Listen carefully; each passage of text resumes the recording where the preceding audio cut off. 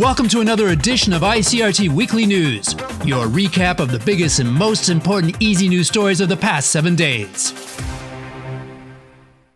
JK Rowling, the author of the beloved Harry Potter series, is refusing to bow down to those criticizing her on the comments she made about transgender people. The controversy started last weekend when Rowling responded to an article that used the term people who menstruate by tweeting, "I'm sure there used to be a word for those people."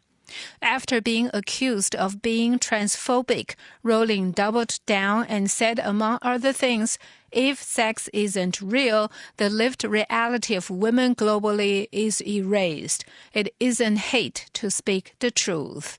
Actor Daniel Radcliffe, who plays the character Harry Potter in the movie franchise, was among those critical of Rowling's comments.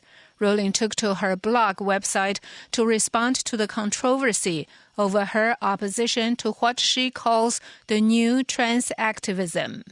In her blog, she said she was motivated to address transgender issues through Twitter, saying she believes society is increasingly misogynistic.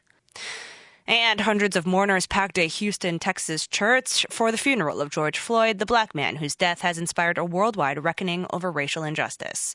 Former Vice President Joe Biden gave a video message during the ceremony while the Reverend Al Sharpton gave a eulogy. Sharpton praised the protests following the death of George Floyd and criticized U.S. President Donald Trump's threats to use the military against protesters. Floyd's body was carried in a horse-drawn carriage and will be laid to rest next his mother. Floyd was 46 when he was killed on May 25th as a white Minneapolis police officer pressed a knee on Floyd's neck as the dying man cried out for his mother. North Korea says it will cut off all communication channels with South Korea at noon today. North Korea has been escalating pressure against the South for failing to stop activists from floating anti-Pyongyang leaflets across their tense border. Relations between the Koreas have been strained during the prolonged deadlock in broader nuclear diplomacy between Pyongyang and Washington. North Korea is frustrated that Seoul hasn't done more to distance itself from Washington and restore joint economic projects now held up by U.S.-led sanctions.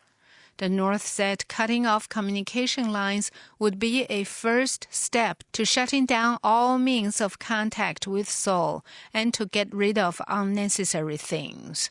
While South Korea has not responded to the announcement, it has said it would push for new legal steps to ban activists from launching leaflets in an attempt to save faltering ties with North Korea. And that's the most important easy news for this week. Remember, if you want more English practice, you can check out these English learning videos here. And if you like what you saw, 不要忘了按赞、订阅，还有开启小铃铛。